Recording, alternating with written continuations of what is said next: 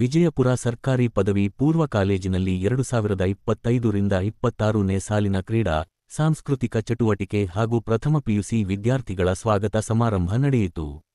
ಇದೇ ಸಂದರ್ಭದಲ್ಲಿ ಕನ್ನಡ ಸಾಹಿತ್ಯ ಪರಿಷತ್ತಿನ ಜಿಲ್ಲಾ ಅಧ್ಯಕ್ಷರಾದ ಪ್ರೊ. ಕೃಷ್ಣಪ್ಪ ಬಿ.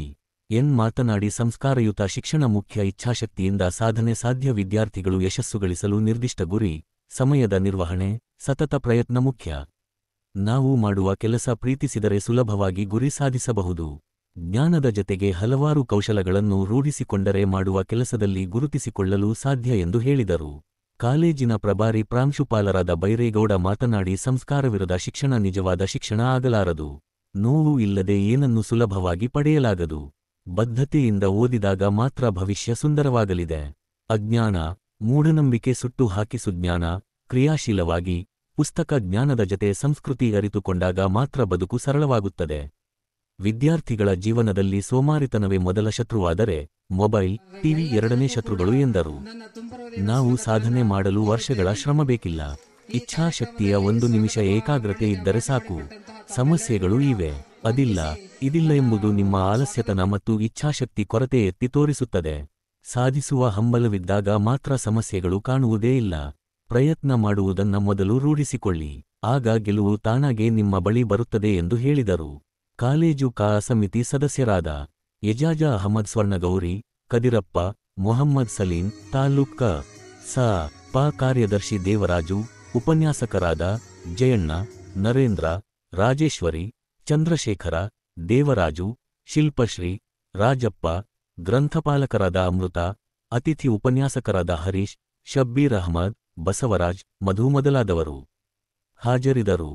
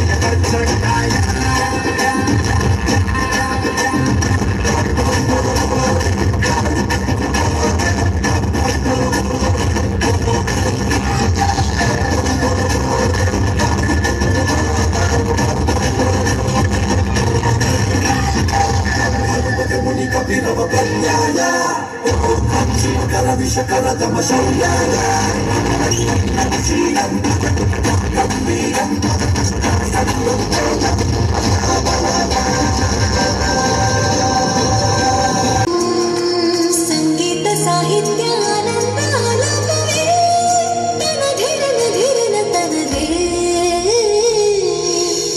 ರಾಗ ತಾಳ ನಾಟ್ಯಂ ನಟರಾಜ ಸುಂದರಂ ನಾದ ವೇದ ಕಾವ್ಯಂ ನಟರಾಜ ಸುಂದರಂ ರಾಗ ತಾಳ ನಾಟ್ಯಂ ನಟರಾಜ ಸುಂದರಂ ನಾದ ವೇದ ಕಾವ್ಯಂ ನಟರಾಜ ಸುಂದರಂ.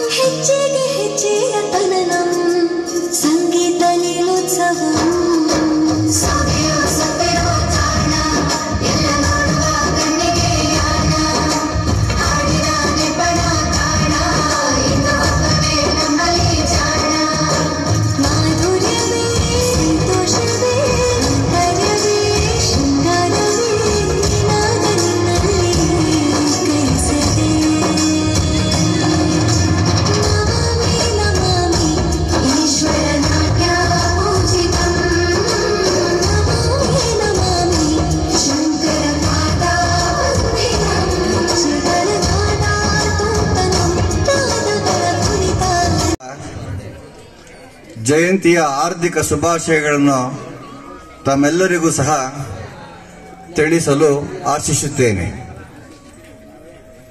ಸರ್ಕಾರಿ ಪದವಿ ಪೂರ್ವ ಕಾಲೇಜು ವಿಜಯಪುರ ಇಂದು ಇಲ್ಲಿ ಕ್ರೀಡಾ ಮತ್ತು ಸಾಂಸ್ಕೃತಿಕ ಕಾರ್ಯಕ್ರಮಗಳ ಉದ್ಘಾಟನೆ, ಪ್ರಥಮ PUC ವಿದ್ಯಾರ್ಥಿಗಳಿಗೆ ಸ್ವಾಗತ ಕೋರುವಂತಹ ಸಮಾರಂಭ, ಅದರೊಟ್ಟಿಗೆ ಸರ್ವಪಲ್ಲಿ ರಾಧಾಕೃಷ್ಣರ ಜಯಂತಿಯ ಹಬ್ಬ, ಶಿಕ್ಷಕ ದಿನಾಚರಣೆ, ಜೊತೆಗೆ ನಮ್ಮ ಕನ್ನಡದ ಖ್ಯಾತ ಸಾಹಿತಿಗಳಾಗಿರ್ತಕ್ಕಂಥ KP ಪೂರ್ಣಚಂದ್ರ ತೇಜಸ್ವಿಯವರ ಹುಟ್ಟುಹಬ್ಬ, ಇಷ್ಟೂ ಕಾರ್ಯಕ್ರಮಗಳನ್ನು ಒಟ್ಟಿಗೆ ಆಯೋಜನೆ ಮಾಡಲಾಗಿದೆ. ಇಂತಹ ಶುಭ ಸಮಾರಂಭದಲ್ಲಿ ವೇದಿಕೆಯಲ್ಲಿ ಆಸೀನರಾಗಿರ್ತಕ್ಕಂಥ ಈ ಕಾಲೇಜಿನ ಅಭಿವೃದ್ಧಿ ಸಮಿತಿಯ ಉಪಾಧ್ಯಕ್ಷರು, ಗೌರವಾನ್ವಿತರಾದಂತಹ ಸನ್ಮಾನ್ಯ ಶ್ರೀ ಏಜಾಜ್ ಅಹಮದ್ ಸರ್ ಅವರೇ, ನಿಮ್ಮೆಲ್ಲರ ಪ್ರೇರಣೆಗೆ, ಪ್ರೋತ್ಸಾಹಕ್ಕೆ, ಪ್ರಗತಿಗೆ ಪೂರಕವಾಗಿರ್ತಕ್ಕಂಥ ಮಹತ್ವದ ಕಾರ್ಯಕ್ರಮ ಇದು. ನಿಮ್ಮೆಲ್ಲ ಹೇಳಿಕೆಗೆ ನೀವೇ ಸೂತ್ರಧಾರರು, ಬೇರೆ ಯಾರೂ ಆಗಲಿಕ್ಕೆ ಸಾಧ್ಯ ಇಲ್ಲ. ನಿಮ್ಮ ಭವಿಷ್ಯ ನಿಮ್ಮ ಕೈಯಲ್ಲಿ ಇದೆ. ಯಾಕಂದ್ರೆ ಶಿಕ್ಷಣಕ್ಕೆ ಅಷ್ಟು ಶಕ್ತಿ ಇದೆ.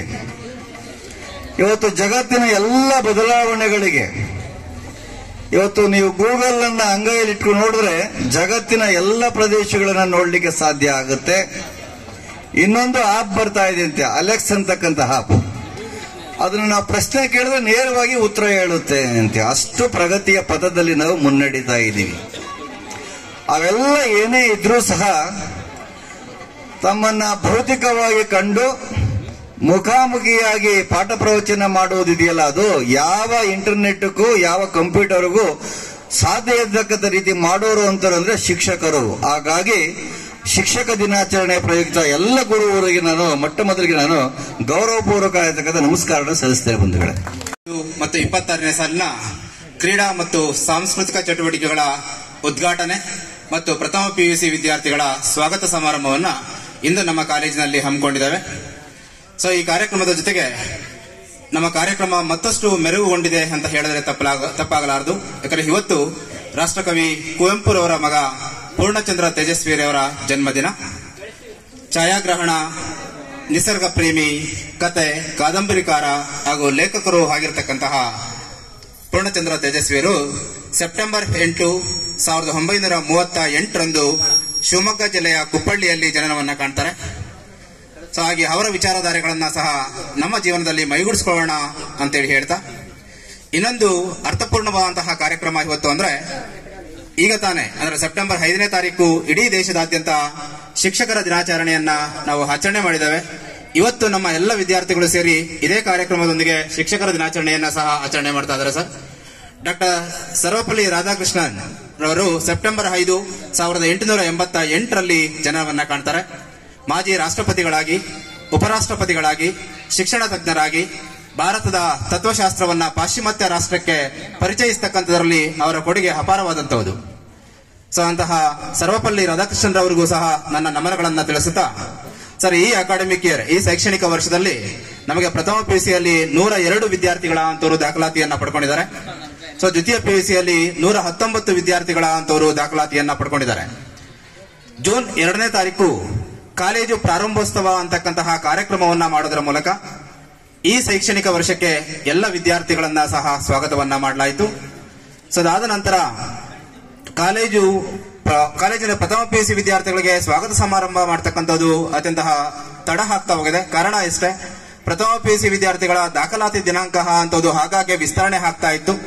ಸೊ ಕಳೆದ 15ನೇ ತಾರೀಕಿನವರೆಗೂ ಸಹ ನಮಗೆ ಪ್ರಥಮ PUC ವಿದ್ಯಾರ್ಥಿಗಳ ದಾಖಲಾತಿ ದಿನಾಂಕ ಅಂತಕ್ಕಂಥದ್ದು ವಿಸ್ತರಣೆ ಆಗ್ತಾ ಇದ್ದಿದ್ರಿಂದ ನಾವು ಕಾರ್ಯಕ್ರಮವನ್ನ ತಡವಾಗಿ ಮಾಡ್ತಾ ಇದ್ದೀವಿ ಅಂತೇಳಿ ವೇದಿಕೆಯ ಗಮನಕ್ಕೆ ತರ್ತಾ, ಅದರ ಜೊತೆಗೆ ಕಾಲೇಜು ಅಭಿವೃದ್ಧಿ ಸಮಿತಿ ಅಂತಕ್ಕಂಥದ್ದು ಹೊಸದಾಗಿ ರಚನೆ ಆಗಬೇಕಾಗಿತ್ತು. ಸೊ ಕಾಲೇಜು ಅಭಿವೃದ್ಧಿ ಸಮಿತಿ ಅಂತಕ್ಕಂಥದ್ದು ಆಗಸ್ಟ್ 8ನೇ ತಾರೀಕು ನಮ್ಮ ಕಾಲೇಜಿನಲ್ಲಿ ರಚನೆ ಆಗುತ್ತೆ.